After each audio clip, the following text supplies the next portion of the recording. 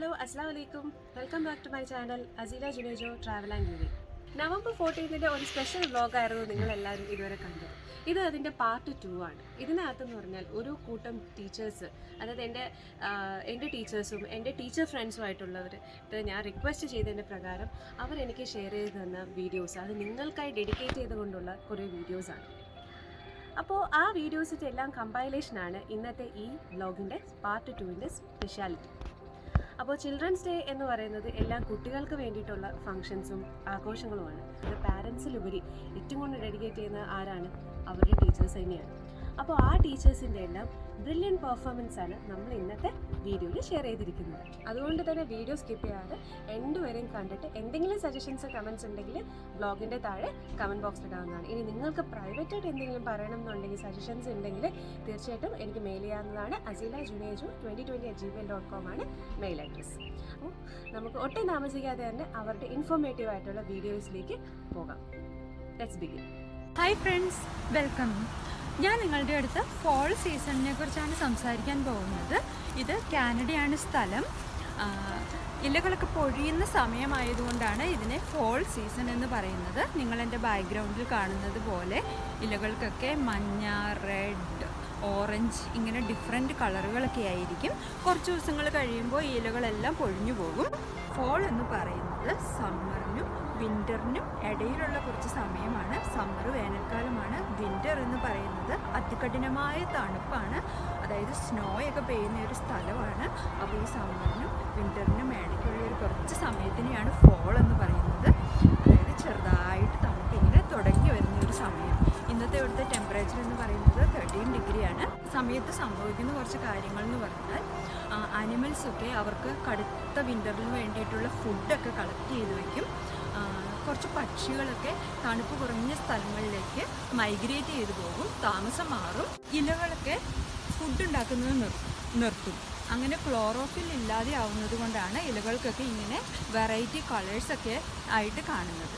അപ്പോൾ നിങ്ങൾക്ക് ഫോൾ സീസണിനെ കുറിച്ച് ഒരു ഐഡിയ കിട്ടിയെന്ന് വിചാരിക്കുന്നു. ബൈ. ഹായ് ആൾ. സ്റ്റുഡൻസിന് ഏറ്റവും യൂസ്ഫുൾ ആയിട്ടുള്ള ഒരു സോഫ്റ്റ്വെയറിനെ കുറിച്ച് സംസാരിക്കാനാണ് ഞാൻ നിങ്ങൾക്ക് മുന്നിൽ നിൽക്കുന്നത്. ഓൺലൈൻ ക്ലാസ്സുകളൊക്കെ നടന്നുകൊണ്ടിരിക്കുന്ന ഈ സമയത്ത് ഓൺലൈൻ നോട്ട്സ്, സ്ലൈഡ്സ്, വീഡിയോസ് ഒക്കെ നമ്മൾ നമ്മുടെ കോളേജിലോ അല്ലെങ്കിൽ ടീച്ചേഴ്സിനോ ഒക്കെ നമുക്ക് സെൻഡ് ചെയ്ത് കൊടുക്കേണ്ടി വരും. അപ്പോൾ ആ സമയത്ത് കുറച്ചും കൂടി സ്റ്റാൻഡേർഡ് ആയിട്ടുള്ള ഒരു പവർ പോയിൻറ്റ് പ്രസൻറ്റേഷൻ സ്ലൈഡ് നിങ്ങൾ സെറ്റ് ചെയ്യുമ്പോൾ, ആ പവർ പോയിൻറ്റ് സ്ലൈഡ് നിങ്ങളൊരു വീഡിയോ ആയി റെക്കോർഡ് ചെയ്യുമ്പോൾ, ആ റെക്കോർഡഡ് വീഡിയോയിൽ പ്രസൻറ്ററിൻ്റെ ഒരു ഓഡിയോ പ്ലസ് വീഡിയോയും കൂടെ ഇൻക്ലൂഡ് ചെയ്തുകൊണ്ട് സെൻഡ് ചെയ്താൽ അത് ഭയങ്കര സ്റ്റാൻഡേർഡ് ആയിട്ടുള്ള ഒരു ഫീലിംഗ് നമുക്കുണ്ടാകും. അങ്ങനെ ഒരു recorded video, that is power point presentation video with the presenter video, ഒരുമിച്ച് നമുക്ക് ഒറ്റ വീഡിയോനകത്ത് സെൻഡ് ചെയ്യാൻ പറ്റുന്ന ഒരു ഓപ്ഷൻ ഉണ്ട്. അങ്ങനെ ഒരു ഓപ്ഷന് വേണ്ടിയിട്ട് ഞാൻ ഒത്തിരി വീഡിയോസൊക്കെ സെർച്ച് ചെയ്തു, വീഡിയോ എഡിറ്റേഴ്സ് സെർച്ച് ചെയ്തിരുന്നു. അതിലെനിക്ക് ഏറ്റവും യൂസ്ഫുൾ ആയിട്ട് തോന്നിയത് ഓപ്പൺ ബ്രോഡ്കാസ്റ്റർ സോഫ്റ്റ്വെയർ എന്ന് പറയുന്ന OBSൻ്റെ സോഫ്റ്റ്വെയറാണ്. ഇപ്പം ഞാൻ ചെയ്തുകൊണ്ടിരിക്കുന്ന ഈ വീഡിയോയും അതിൽ OBS യൂസ് ചെയ്ത് ചെയ്യുന്നതാണ്. അപ്പം നിങ്ങൾക്ക് അതിൻ്റെ വീഡിയോയിൽ നമ്മുടെ പ്രസൻറ്ററിൻ്റെ സൈസ് വന്നിട്ട്, അതായത് നമ്മൾ സ്ലൈഡ്സ് കംപ്ലീറ്റ് കാണിക്കുക, എന്നിട്ട് പ്രസൻറ്റർ വ്യൂ വന്നിട്ട് നമുക്ക് ഇഷ്ടാനുസരണം ഏതെങ്കിലും ഒരു റോയിൽ ഇതുപോലെ ചെറുതായിട്ട് മാറ്റി വെക്കാൻ പറ്റുന്നതാണ്. ഇതെങ്ങനെ വേണമെങ്കിലും മൂവ് ചെയ്തിട്ട് നമുക്ക് മാറ്റാൻ പറ്റും. നിങ്ങൾക്കിപ്പോൾ ഞാൻ കാണുന്നുണ്ടല്ലോ അല്ലേ? അപ്പോൾ ഈ രീതിയിൽ നമുക്ക് പ്രസൻറ്റർ വ്യൂ കാണിക്കാൻ പറ്റും. എന്നിട്ട് നമുക്ക് വീഡിയോ ക്യാപ്ചർ ഡിവൈസ്, നമ്മുടെ ഡിസ്പ്ലേ ക്യാപ്ചർ ഡിവൈസസ് ഒക്കെ കാണാൻ പറ്റുന്നുണ്ട്. ഇത് നമ്മുടെ ഡിസ്പ്ലേ ക്യാപ്ചർ ഡിവൈസിൻ്റെ സൈസാണ്. ഇവിടെ നമുക്ക് എന്താണ് പ്രസൻറ്റ് ചെയ്യുന്നത് അത് നമുക്കിവിടെ കാണിക്കാൻ പറ്റും. സോ പ്രസൻറ്റേഷൻ പ്ലസ് നമ്മുടെ പ്രസൻറ്ററിൻ്റെ വ്യൂവും കൂടെ കാണിക്കുന്നതാണ് ഈ സോഫ്റ്റ്വെയറിൻ്റെ ബെനിഫിറ്റ്. കാണുന്നുണ്ടല്ലോ അല്ലേ? ഈ എൻ്റെ പ്രസൻറ്റേഷൻ സ്ലൈഡ് ഞാൻ കാണിക്കുന്നുണ്ട്, അതിനോടൊപ്പം തന്നെ എന്നെ നിങ്ങൾക്ക് വ്യൂ ചെയ്യാൻ പറ്റുന്നുണ്ട്. വെച്ചിട്ട് നല്ല ഈസി ആയിട്ട് ഈ റെക്കോർഡഡ് വീഡിയോൻ്റെ ഫ്രണ്ട് പോർഷനും ലാസ്റ്റ് പോർഷനും ഏത് പോർഷനും വേണമെങ്കിൽ നമുക്ക് കട്ട് ചെയ്ത് കളയാൻ പറ്റും. അതുപോലെ തന്നെ എത്ര വീഡിയോസ് വേണമെങ്കിൽ മിക്സ് ചെയ്ത് കയറ്റാനും ഓപ്പൺ ഷോട്ട് വീഡിയോ എഡിറ്ററിനകത്തും സാധിക്കുന്നതാണ്.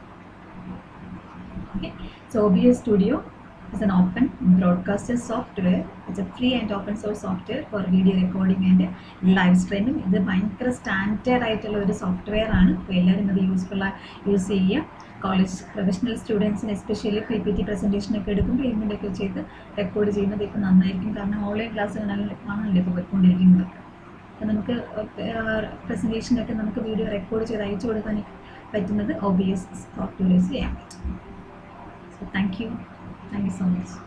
Happy Children's Day. Hi all, എൻ്റെ പേര് ഇന്ദു. ഇതെൻ്റെ മകൻ കാശിനാഥ്. ഞങ്ങളിന്നിവിടെ പ്രസൻറ്റ് ചെയ്യാൻ പോകുന്ന വീഡിയോ നമ്മൾ കുട്ടിക്കാലം മുതലേ തെറ്റായി പറഞ്ഞ് ശീലിക്കുന്ന കുറച്ച് വേർഡ്സ് ആണ്. അതിനകത്ത് 5 ആനിമൽസിൻ്റെ നെയിമാണ് ഞാനിവിടെ സെലക്ട് ചെയ്ത് വെച്ചേക്കുന്നത്. നമ്മൾ കുട്ടിക്കാലം മുതലേ അത് തെറ്റായിട്ടാണ് ഉച്ചരിച്ച് ശീലിക്കുന്നത്. പക്ഷേ അതിൻ്റെ കറക്റ്റ് പ്രൊനൗൺസിയേഷൻ എന്താണെന്നുള്ളത് നമുക്ക് നോക്കാം. വേർഡ്സിനോട് പോകുന്നതിന് മുമ്പ് തന്നെ നമ്മൾ ആദ്യം കുട്ടികൾക്ക് പറഞ്ഞു കൊടുക്കുന്നത് എന്താണ്? ആൽഫബറ്റ്സ് ആണ്. ആൽഫബറ്റ്സ് പഠിപ്പിക്കുമ്പോൾ തന്നെ നോർമലി നമ്മളൊരു മിസ്റ്റേക്ക് ചെയ്യാറുണ്ട്. നമ്മൾ ആൽഫബറ്റ്സ് പറയുമ്പോൾ A to Z എന്നാണ് കുട്ടികൾക്ക് പറഞ്ഞു കൊടുക്കാറുള്ളത്. അതാ ഇതിന് നമ്മൾ എന്താ പറയുന്നത്? ഈ ആൽഫബറ്റിനെ ലാസ്റ്റ് ആൽഫബറ്റ് കാണിക്കും. അതിനെ നമ്മൾ it's not Z, it is Z. Should be pronounced as Z. Z എന്നാണ് അതിൻ്റെ correct pronunciation. Zebra, zig, zigzag, ആ വാക്കുകളുടെ ഉച്ചാരണത്തിൽ തന്നെ നമുക്കത് മനസ്സിലാവുന്നതാണ്.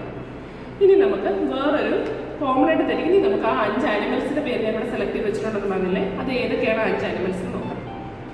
നിങ്ങൾക്ക് കാണാൻ പറ്റുന്നുണ്ടെന്ന് തോന്നുന്നു. ഇതെന്ത് അനിമലാണ്? നമ്മൾ നോർമലി അനിമലിനെ ബിയർ എന്നാണ് പറയുന്നത്. പക്ഷെ അത് തെറ്റാണ്. എന്തായാലും കാശി പറയുന്നത് നമ്മൾ ബയ. R സൈലന്റ് ആണ് ആക്ച്വലി, കേട്ടോ. ഇങ്ങനെയാണ് നമ്മളതിനെ പറയുന്നത്. You can see this. നിങ്ങൾക്ക് കാണാൻ പറ്റുന്നത് ബയ. R സൈലന്റ് ആണ്. അപ്പോൾ ഇങ്ങനെയാണ് ആ വേർഡ് നമ്മൾ പ്രൊനൗൺസ് ചെയ്യേണ്ടത്. ഇനി വേറൊരെണ്ണം നമ്മൾ നോർമലി തിരിച്ച് പറയുന്നതാണ്. ഇത് നമ്മൾ നോർമലി നമ്മൾ തെറ്റിച്ച് നമ്മൾ പറയുന്നത് ഡിനോസർ എന്നാണ് നമ്മൾ നോർമലി ഈ ആനിമലിനെ പറയുന്നത്, അല്ലേ? ഇത് എന്തായാലും കറക്റ്റ് പറയണ്ടേ? ഡൈനോസർ. കറക്റ്റ്. കണ്ടോ? ഡൈനോസർ അതാണ് ഇതിൻ്റെ കറക്റ്റ് പ്രൊനൗൺസിയേഷൻ. ഡൈനോസർ. ഇനി നമ്മൾ വേറൊരു അനിമലിനെ നമുക്ക് നോക്കാം. ഇവിടെ ഈ നടുക്കുള്ളൊരു അനിമൽ നിങ്ങൾ കണ്ടോ?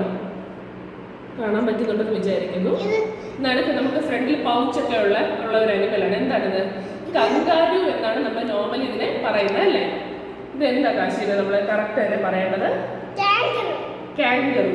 കറക്റ്റ്, കാങ്കറു. അപ്പോൾ അതിനെ നമ്മൾ പറയുന്നത് ഇങ്ങനെയാണ്. കങ്കാരു അല്ല, കാങ്കറു. ഇനി നമ്മളിവിടെ നോർമലി വീട്ടിലും ഭിത്തിയിലും നമ്മൾ ഷെൽഫ് തുറക്കുമ്പോഴൊക്കെ കാണുന്നത് റെപ്റ്റൈലാണ്. നമ്മളതിനെന്താ പല്ലിക്ക് നമ്മൾ എന്താ പറയുന്നത്? ലിസാർഡ് എന്ന് പറയും. പക്ഷേ അത് തെറ്റാണ്. എന്തായാലും പറയുന്നത് ലിസഡ്. കറക്റ്റ്. എന്താ പറഞ്ഞു? ഒന്നുകൂടെ പറഞ്ഞേ. ലിസഡ്. കണ്ടോ? ലിസഡ്. അങ്ങനെയാണ് നമ്മൾ അതിനെ പറയേണ്ടത്. ഇനി ലാസ്റ്റ് ഒരു ആനിമലിൻ്റെ പേരും കൂടെ നമ്മൾ പറയുകയാണ്. നമ്മൾ ആമയും മുയലും പണ്ട് ഓട്ടപ്പന്തയം വെച്ച് കളിച്ച കഥയൊക്കെ പഠിച്ചിട്ടില്ലേ? അതിനകത്ത് നമ്മൾ ആമയ്ക്ക് നമ്മൾ പണ്ട് തൊട്ടേ പറഞ്ഞു പഠിക്കുന്ന ഒരു പേര് ടോട്ടോയ്സ് എന്നാണ്, അല്ലേ? പക്ഷേ അത് ടോട്ടോയ്സ് അല്ല. എന്താ ഇതിന് കറക്റ്റ് വേർഡ്? ടോട്ടസ്. ആമയ്ക്ക് നമ്മൾ പറയുന്നതാണ് ടോട്ടസ്. അപ്പോൾ നമ്മൾ പിന്നെയും നിങ്ങളിനി പറയുമ്പോൾ ഈ 5 ആനിമൽസിനെ പേര് പറയുമ്പോൾ ഇതുപോലെ കറക്റ്റായിട്ട് ഉച്ചരിക്കാൻ ശ്രമിക്കുക. Hope this video was useful. എല്ലാവരോടും പറഞ്ഞേ happy children's day. Bye bye. Hi all, I'm Suhana, working as a teacher in Al Fitra Pre-Islamic School, Trivandrum. I'm glad that being in this video for Children's Day. Children are beautiful and fantastic creatures. For them, I would like to add some stuffs about human brain. I'll shoot out some facts about brain. An adult brain weighs about 3 pounds. It means 1.36 kg. Our human brain is capable of creating more ideas that is equivalent to that of the atoms of the universe. The brain itself doesn't feel pain. The brain gets smaller as we are getting older. And the fact is, The brain works even when we are sleeping. So interesting. And scientists sometimes refer to brain that they are crowning achievement of evolution. So that's it, guys. Thank you and happy Children's Day. Hello every one. So എൻ്റെ പേര് Arun George. ഇന്ന് basically ഞാൻ നിങ്ങളോട് സംസാരിക്കാൻ ഉദ്ദേശിക്കുന്നത് something about cyber security. ഞാൻ ആ ഫീൽഡിലായതുകൊണ്ടും it's a very interesting topic, right? So recent activities നോക്കിയാൽ നമുക്ക് ഒരുപാട് സൈബർ അറ്റാക്സ് കാണാം. ഹാക്കേഴ്സ് അറ്റാക്ക് ചെയ്തു എന്ന് കാണാം. ലാസ്റ്റ് ഇൻ 2020 ജൂൺ വരെ ഇന്ത്യയിൽ ഏതാണ്ട് 1.5 മില്യൺ സൈബർ അറ്റാക്സ് ആണ് നടന്നത്. That may be in banks, big corporate കമ്പനീസിലും എല്ലാം നമുക്കിത് കാണാൻ പറ്റും. സോ എന്താണ് ഇവിടെ സംഭവിക്കുന്നത്? നമ്മുടെ കമ്പനിയുടെ പ്രൈവറ്റ് നെറ്റ്വർക്കിലേക്ക് വേറൊരാൾ ഏത് മീൻസിലും കടന്നു കൂടുന്നതിനെയാണ് നമ്മളൊരു സൈബർ അറ്റാക്ക് എന്ന് പറയുന്നത്. അത് ചിലപ്പം ഹാക്കിംഗ് ആവാം. നമ്മൾ പൊതുവെ ഹാക്കിംഗ് മാത്രമേ കേട്ടിട്ടുള്ളൂ. ഇറ്റ്സ് എ DDoS അറ്റാക്ക് ആകാം, ഡിസ്ട്രിബ്യൂട്ടഡ് ഡിനയൽ ഓഫ് സർവീസ്. നിങ്ങൾ ഗൂഗിൾ ചെയ്താൽ മതി. I have only 2 minutes, so ഞാൻ പെട്ടെന്ന് നിർത്താൻ ശ്രമിക്കും. സോ DDoS അറ്റാക്ക് ആകാം. സോ പല ടൈപ്പ് ഓഫ് വൾണറബിലിറ്റീസ് നമുക്ക് സൈബർ വേൾഡിൽ കാണാൻ പറ്റും. സോ ഇതിൽ നമുക്ക് ഒരുമിച്ച് എങ്ങനെയാണ് ഇത് റിസോൾവ് ചെയ്യാൻ ഒരുമിച്ച് പ്രവർത്തിക്കാം എന്നാണ് ഞാൻ ഉദ്ദേശിക്കുന്നത്. സോ ഫസ്റ്റ് വൺ, നമുക്ക് നമ്മുടെ നെറ്റ്വർക്കിനെ പ്രൊട്ടക്റ്റ് ചെയ്യാൻ പറ്റണം. എങ്ങനെയാണ് നമ്മുടെ നെറ്റ്വർക്കിനെ പ്രൊട്ടക്റ്റ് ചെയ്യാൻ പറ്റുന്നത്? ലോട്ട് ഓഫ് ഡിവൈസസ് അവൈലബിൾ ആണ്. നിങ്ങൾ കേട്ട് കാണും, പഠിച്ചു കാണും അബൌട്ട് ഫയർവാൾസ്, ഡിഫറെൻറ്റ് ഫയർവാൾസ്. എന്താ ഇത് ചെയ്യുന്നതെന്ന് വെച്ചാൽ ഓരോ ഡേറ്റ പാക്കറ്റ് നിങ്ങളുടെ നെറ്റ്വർക്കിലേക്ക് വരുന്നതിനെ ഇൻസ്പെക്ട് ചെയ്യും. നമ്മൾ പോളിസീസ് റൂൾസ് വെച്ചിട്ട് ഇത് അലൗ ചെയ്യും. ഈ അലൗ ചെയ്യാത്തതിനെ അത് ഡിനൈ ചെയ്യും. പിന്നെ ആർബർ ഡിവൈസ്, DDoS ഡിവൈസസ് ഒരു എക്സാമ്പിൾ ആണ് arbor. That's what we are using now. So ഇത് ഡിസ്ട്രിബ്യൂട്ടഡ് ഡിനയൽ ഓഫ് സർവീസ് ഉണ്ടെങ്കിൽ ഇതിനെ ക്ലൗഡിലേക്ക് മിറ്റിഗേറ്റ് ചെയ്ത് ഫിൽട്ടർ ചെയ്യും. അതാണ് ഒന്ന്. IDS, intrusion detection system, IPS, intrusion prevention system. പിന്നെ എൻഡ് യൂസർ ലെവലിൽ you can use any antivirus, you know antivirus software and hardware there are.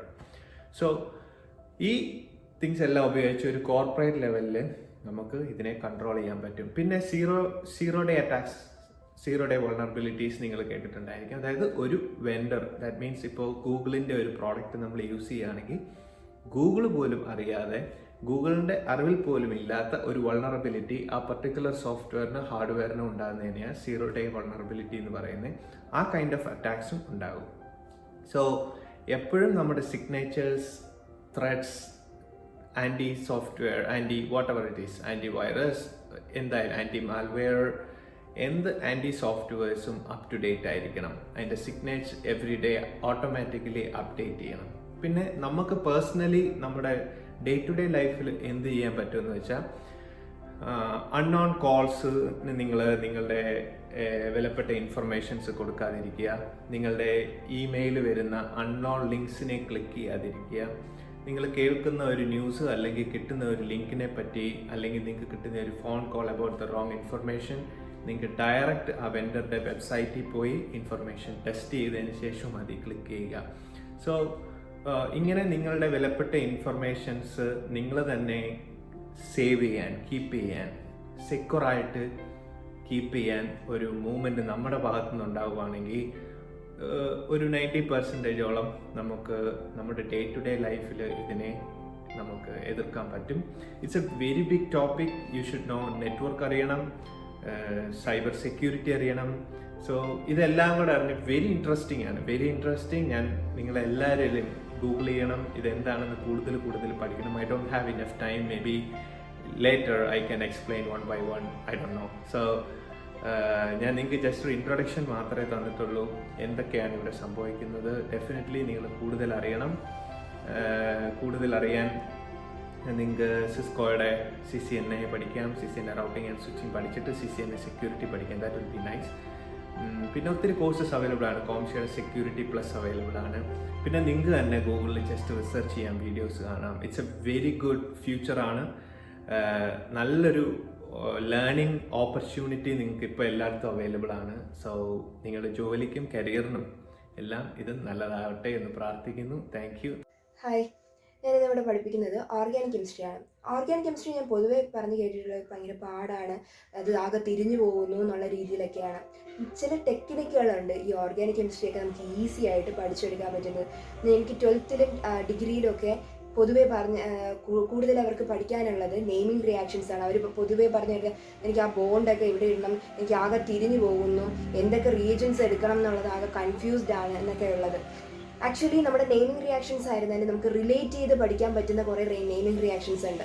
അതൊക്കെ ആ രീതിയിൽ പഠിച്ചു കഴിഞ്ഞാൽ നമുക്ക് വളരെ സിമ്പിളാണ്. ഫോർ എക്സാമ്പിൾ ഞാനിപ്പോൾ ഇന്ന് റെയ്മർ ടീമൻ റിയാക്ഷനും കോബ്സ് റിയാക്ഷനും കാണിച്ചു തരാം. അത് രണ്ടും ഇച്ചിരി വലിയ റിയാക്ഷൻസ് ആണ്, പക്ഷേ അത് സിമ്പിളായിട്ട് നമുക്ക് പഠിച്ചെടുക്കാൻ പറ്റും. നമുക്ക് നോക്കാം അത്. റെയ്മർ ടീമൻ. അപ്പോൾ ഈ റെയ്മർ ടീമൻ റിയാക്ഷനിൽ ഞാൻ പറഞ്ഞു അതിനകത്ത് ആദ്യം എടുക്കുന്നത് ഫിനോളാണ്.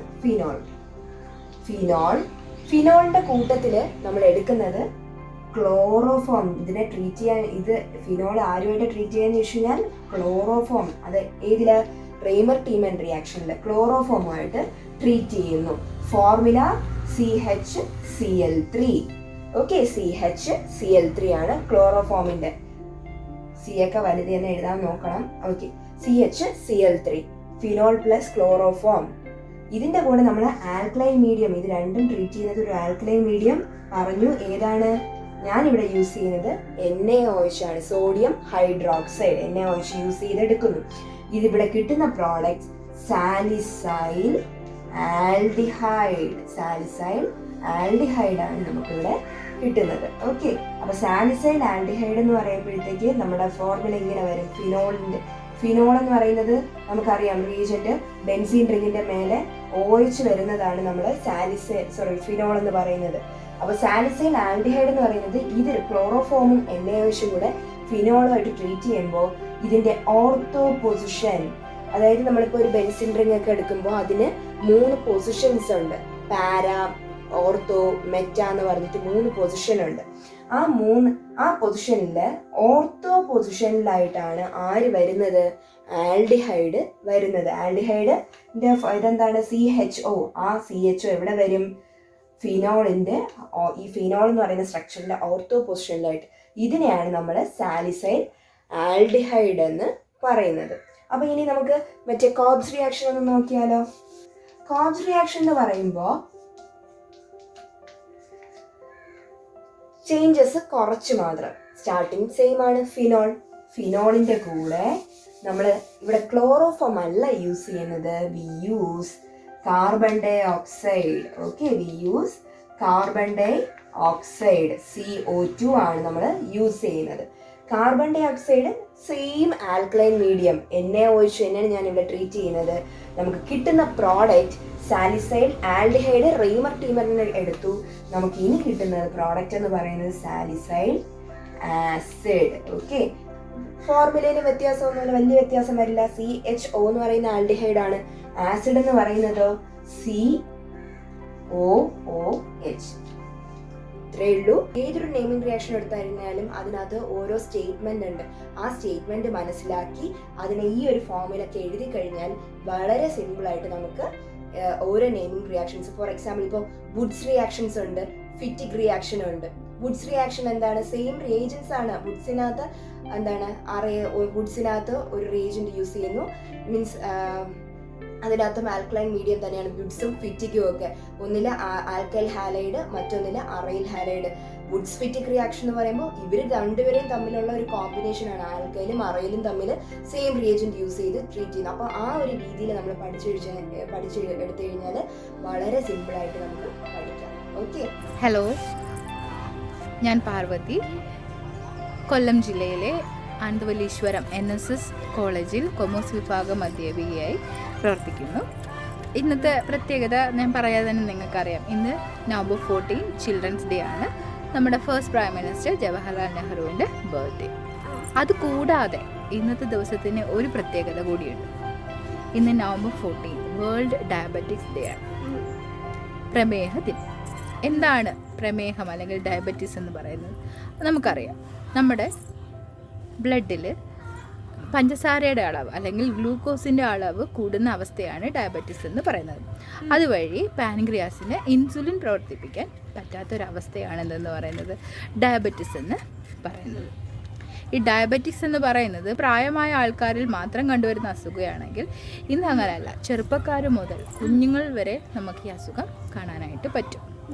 നമ്മുടെ ഇപ്പോഴത്തെ ഒരു ജീവിത രീതി വെച്ചിട്ട് ഉണ്ടാവുന്നൊരു അസുഖമാണ്. ഈ അസുഖം വന്നു കഴിഞ്ഞാൽ നമ്മുടെ ലൈഫ് ലോങ് നമ്മൾ എന്താവും, രോഗികളായിട്ട് മാറും. ഇതിൻ്റെ സൈഡ് എഫക്റ്റ് എന്നുള്ള രീതിയിൽ ഇത് നമ്മുടെ കിഡ്നിയെ ബാധിക്കുന്നു, കിഡ്നിയുടെ ഫങ്ഷനെ ബാധിക്കുന്നു, നമ്മുടെ ഹാർട്ടിനെ ബാധിക്കുന്നു, കണ്ണുകളുടെ കാഴ്ചശക്തി ഐസൈറ്റിനെ ബാധിക്കുന്നു, പിന്നെ സ്കിൻ ഡിസീസസ് ഉണ്ടാവുന്നു. അതുപോലെ തന്നെ നമ്മുടെ എൻറ്റയർ നെർവസ് സിസ്റ്റം, നമ്മുടെ ഓർമ്മശക്തിയെ വരെ എന്ത് ചെയ്യുന്നു, ഇത് ബാധിക്കുന്നു. ഇതിനെ നമുക്ക് എങ്ങനെ കൺട്രോൾ ചെയ്യാമെന്ന് വെച്ചാൽ നമ്മുടെ ജീവിത രീതിയിൽ കുറച്ച് മാറ്റങ്ങൾ വരുത്തുകയാണെങ്കിൽ ഇതിനെ കൺട്രോൾ ചെയ്യാനായിട്ട് പറ്റും. നമ്മുടെ നല്ല രീതിയിൽ വ്യായാമം, എക്സസൈസുകൾ ചെയ്യുക, നല്ല ഹെൽത്തി ഫുഡ് നമ്മുടെ ഡയറ്റിൽ ഉൾപ്പെടുത്തുക, ഫൈബർ അടങ്ങിയ ഭക്ഷണങ്ങൾ കൂടുതലായിട്ട് കഴിക്കുക, മധുരം വളരെ കുറയ്ക്കുക, ജങ്ക് ഫുഡുകൾ ഒഴിവാക്കാൻ ശ്രമിക്കുക. ഇങ്ങനെയൊക്കെ ചെയ്തു കഴിഞ്ഞാൽ ഒരു പരിധി വരെ നമ്മൾക്ക് ഈ അസുഖത്തിനെ കൺട്രോൾ ചെയ്യാനായിട്ട് പറ്റും. അപ്പം എല്ലാവരും നല്ല ആഹാരങ്ങൾ കഴിച്ച് നല്ല എക്സസൈസൊക്കെ ചെയ്ത് നല്ല ഹെൽത്തി ആയിട്ട് ഇരിക്കുക. അപ്പം ഒരിക്കൽ കൂടി എൻ്റെ ശിശുദിനാശംസകൾ. Happy children's day. Hi. Today is the day of children. So I wish each children in this world for a wonderful Children's Day. On the eve of this Children's Day, being a parent of a 3-year-old boy, I do have my concerns, I do have my fear about my kid. So here I will share two things that I used to follow all the time for my kid. First of all, your kid, irrespective of any age, he or she is going to face a lot of failures in their life. Failure in exam, failure in competition, failure in sports items, sports activities, etc. He or she is going to face failure in their life. So we parents have to cultivate, or we parents have to make our kids in such a way that they need to deal with failures. Make their mind in such a way that they will overcome the pain or the fear of failure. It will really gives them a boost, or a real relief in facing hard things in their life. And the second most important thing is, don't compare your kid with any other kid, because your kid is special in his or her own way. And the next thing that I need to give a small advice to our kids is, you may fail in your life, you may fail in exams, you may fail in all the sports activities, etc. All you need to cultivate, or all you need to develop yourself is to have the, thirsty to win. If you have that kind of mindset, then you are going to reach the sky top. And one more important thing that I need to share is, stay safe, because this world is so dubious in almost all the way. You don't have anyone to trust outside the world. Only your parents will be there. So make sure that you are safe around outside, you are safe around the playground. Whatever happens to you, please inform to your parents. That's the first thing that you need to do. Okay? Stay safe, stay healthy, eat healthy food, don't waste food, and always be happy. Thank you. ഈ വീഡിയോയിൽ എൻ്റെ കോൺട്രിബ്യൂഷനാണ് ഞാനിപ്പോൾ നിങ്ങൾക്ക് തരാൻ പോകുന്നത്. നമുക്ക് പഠിക്കാൻ ബുദ്ധിമുട്ടുള്ള ടോപ്പിക്സ്, അതായത് പ്രത്യേകിച്ച് ഒബ്ജക്റ്റീവ് ടൈപ്പ് ക്വസ്റ്റ്യൻസ് ഒക്കെ നമുക്ക് എളുപ്പത്തിൽ പഠിച്ചെടുക്കാൻ വേണ്ടിയിട്ടുള്ള ഒരു ചെറിയ ടെക്നിക്കും ഒരു എക്സാമ്പിളാണ് ഞാൻ നിങ്ങൾക്ക് പറഞ്ഞുതരാം. അപ്പോൾ ആ ടെക്നിക്ക് എന്ന് പറയുന്നത് ഇത്ര മാത്രം. കഥ രൂപേണ നിങ്ങൾ പഠിക്കുക. നിങ്ങൾ പഠിക്കേണ്ട ടോപ്പിക്സ്, അതായത് റിലേറ്റഡ് ആണോ, എന്തെങ്കിലും ഒബ്ജക്റ്റീവ് ടൈപ്സ് കണക്റ്റഡ് ആണോ എങ്കിൽ എന്ത് ചെയ്യാം, അതിനെ കണക്ട് ചെയ്ത് പഠിക്കാൻ വേണ്ടി നമ്മൾ സ്റ്റോറി ആക്കാൻ ശ്രമിക്കും. അത്രയേ ഉള്ളൂ. അതിനൊരു എക്സാമ്പിളാണ് ഞാൻ നിങ്ങൾക്ക് തരാൻ പോകുന്നത്. ഇന്ത്യയുടെ ലാൻഡ് ബോർഡേഴ്സ് ഏതൊക്കെ കൺട്രീസാണ് ഷെയർ ചെയ്യുന്നത്, അതായത് ഇന്ത്യയുടെ ലാൻഡ് ബോർഡേഴ്സ് ഷെയർ ചെയ്യുന്ന നെയ്ബറിങ് കൺട്രീസിനെ എങ്ങനെ നമുക്ക് പഠിച്ചെടുക്കാൻ സാധിക്കും. ഞാൻ ഈ പറയുന്നതിന് മുമ്പ് എത്ര പേർക്ക് ഇതറിയാം? ഒന്ന് ഗെസ് ചെയ്ത് നോക്ക്. അപ്പം ഞാൻ അതിനുള്ള എളുപ്പ വഴിയാണ് കൊണ്ടുവന്നിരിക്കുന്നത്. അപ്പോൾ അറിയാവുന്നവരൊക്കെ ഉള്ളതെല്ലാം ഹാപ്പി ആയിട്ടിരിക്കുക. അറിഞ്ഞൂടാത്തവർക്കും പഠിക്കാൻ എളുപ്പം ആവാൻ വേണ്ടിയിട്ട് മാത്രം ഞാനൊരു ഈസി ടെക്നിക്കുമായിട്ടാണ് വന്നിരിക്കുന്നത്. അപ്പോൾ അഫിദയും ശ്രീവിദ്യയുടെയും കഥയാണ് ഞാനിന്ന് നിങ്ങൾക്ക് പറഞ്ഞുതരാൻ പോകുന്നത്. അഫിദയും ശ്രീവിദ്യയും കൂട്ടുകാരാണ്. അഫിദയും ശ്രീവിദ്യയും ബംഗ്ലാവിൽ ചേന നടും നേരം മാനിനെ കണ്ട് പേടിച്ച് ഓടി. ഓടിയ ഓട്ടത്തിൽ കാലിൽ പാമ്പ് കടിച്ചു. ബൂട്ട്സ് ഇട്ടിരുന്നത് കൊണ്ട് രക്ഷപ്പെട്ടു. ഇതാണ് നമ്മുടെ കഥ. ഈ കഥയിൽ നിന്നും നിങ്ങൾക്ക് എന്ത് മനസ്സിലായി? ഇതിനകത്ത് ഞാൻ എല്ലാ നെയ്ബറിംഗ് കൺട്രീസും പറയുന്നുണ്ട്. അത് 2 ഒഴികെ ബാക്കി എല്ലാ നെയ്ബറിംഗ് കൺട്രീസും ഞാൻ ഇപ്പോൾ പറയും. ബാക്കി 2 നിങ്ങൾ ഈ കമന്റ് ബോക്സിൽ സജസ്റ്റ് ചെയ്യാം. നിങ്ങൾക്ക് എന്താണ് ഇതിനകത്തുനിന്ന് മനസ്സിലായത്? നമുക്ക് അഫിദയിൽ തുടങ്ങാം. അഫിദ അഫ്ഗാനിസ്ഥാൻ, ശ്രീവിദ്യ ഏതായിരിക്കും? യെസ്, ശ്രീലങ്ക. ബംഗ്ലാവിൽ ചേന നടും നേരം, ബംഗ്ലാവിൽ ബംഗ്ലാദേശ്. ചേന ഡിസ്ക്രിപ്ഷൻ ബോക്സിൽ നിങ്ങൾ ഇടുക. ഓക്കെ. നേരം, ചേന നടും നേരം, നേരം നേപ്പാൾ. മാനിനെ കണ്ടു, മ്യാൻമാർ. ഓക്കെ. അതിനുശേഷം എന്താണ്? മാനിനെ കണ്ട് ഓടി. ഓടിയപ്പോ പാമ്പ് കടിച്ചു. പാമ്പ് ഒരു കൺട്രിയുടെ ക്ലൂ ആണ് ഡിസ്ക്രിപ്ഷൻ ബോക്സിൽ ഇടുന്നത് കേട്ടോ. ഓക്കെ. പാമ്പ് കടിച്ചപ്പോൾ എന്ത് സംഭവിച്ചു? ബൂട്ട്സ് ഇട്ടിരുന്നത് കൊണ്ട് രക്ഷപ്പെട്ടു. ബൂട്ട്സ് ഭൂട്ടാൻ. അപ്പോൾ ഇതിനകത്ത് 2 സ്കിപ്പ് ചെയ്തിട്ടുണ്ട്, ചേനയും പാമ്പും. അപ്പം നമ്മുടെ വേറൊരു ക്ലൂ ഞാൻ നിങ്ങൾക്ക് തരാം. അപ്പോൾ ഇന്ത്യയിലെ ഏറ്റവും കൂടുതൽ കേൾക്കുന്ന 2 കൺട്രീസിന്റെ പേരാണത്. അപ്പോൾ നിങ്ങൾക്ക് അറിയാമെങ്കിൽ നിങ്ങൾ കമന്റ് ബോക്സിൽ ഇടുക. അപ്പോൾ ഇതേപോലെ എന്തെങ്കിലും സ്റ്റോറി റിലേറ്റ് ചെയ്ത് നിങ്ങൾ പഠിക്കുകയാണെങ്കിൽ നിങ്ങൾക്ക് ഒബ്ജക്റ്റീവ് ടൈപ്പ് ക്വസ്റ്റ്യൻസ് എല്ലാം നിങ്ങൾക്ക് ആൻസർ ചെയ്യാൻ സാധിക്കും. അപ്പോൾ ഈ ടെക്നിക്സും പണ്ടാരോ കണ്ടുപിടിച്ചിട്ടുള്ളതാണ് ഞാൻ നിങ്ങൾക്ക് ഷെയർ ചെയ്തിട്ടുള്ളത്. ഇതുവരെ ചെയ്ത എല്ലാ ടീച്ചേഴ്സിൻ്റെ വീഡിയോസും നിങ്ങൾ ഇഷ്ടപ്പെട്ടെന്ന് ഞാൻ വിശ്വസിക്കുന്നു. ഇഷ്ടപ്പെട്ടിട്ടുണ്ടെങ്കിൽ തീർച്ചയായിട്ടും ലൈക്ക് ചെയ്യുക, ഷെയർ ചെയ്യുക, സബ്സ്ക്രൈബ് ചെയ്യുക. അപ്പോൾ ഇനിയും നല്ല വ്ളോഗ്സും വീഡിയോസും ഒക്കെ ആയിട്ട് വരുന്നവരേക്കും this is Aseela Junejo signing off. മാ സലാമ.